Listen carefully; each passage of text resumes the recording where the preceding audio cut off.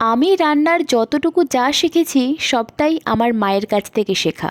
কারণ আমার মা ভীষণ ভালো রান্না করে। মাংস রান্নার বিভিন্ন টিপস অবশ্য আমার বাবার কাছ থেকে শেখা। আজকের রান্নাটা কোনো শেফের মতো স্টাইলে হয়তো দেখাতে পারবো না, কারণ আজকের আমার মা রান্না করছিল, আমি ভিডিওটা করেছি। আচ্ছা বলে দিই, মা ওদিকে শিলনোড়াতে পোস্ত আর কাজু বাদামটা বেটে নিচ্ছে। আজকের একটা নিরামিষ পনিরের রেসিপি তোমাদের সাথে শেয়ার করব। তার জন্য প্রথমেই পনিরগুলোকে তেলে ভেজে নেওয়া হচ্ছে। পনির ভেজে তুলে রাখার পর ওই তেলেই এলাচ, দারুচিনি, লবঙ্গ আর একটা শুকনো লঙ্কা ফোড়ন দিতে হবে। তারপরেই আদা বাটা বা গ্রেট করে রাখা আদা দিয়ে দিতে হবে। যে কোনো নিরামিষ রান্নাতে অবশ্যই মনে করে তেজপাতা দিও।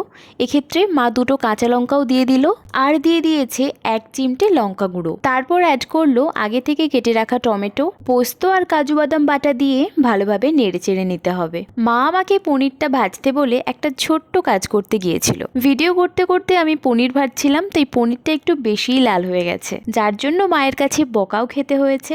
যাই হোক, এরপরে অ্যাড করে দেব হলুদ গুঁড়ো। তারপর অল্প জল দিয়ে মশলাটা কষিয়ে নিয়ে দিয়ে দিতে হবে 2 চামচ টক দই। টক দইটা মশলার সাথে ভালোভাবে মিশিয়ে নিয়ে প্রয়োজন মতো গ্রেভি অনুযায়ী দিয়ে দিতে হবে জল। জলটা ফুটে উঠলেই দিয়ে দিতে হবে 1/2 চামচ চিনি। তারপর পনিরগুলো কড়াইতে ঢেলে দিয়ে পনির সহ গ্রেভিটা বেশ কিছুক্ষণ ফুটিয়ে নিলেই আজকের রেসিপি রেডি। এই রেসিপিটা বাড়িতে অন্তত একবার ট্রাই করে আমাকে রিভিউটা জানিও। এর নাম আমি জানি না, তোমরা একটা নাম আমাকে সাজেস্ট করতে পারো। আর হ্যাঁ, ভাত বা রুটি দিয়ে কিন্তু দারুণ জমে যাবে।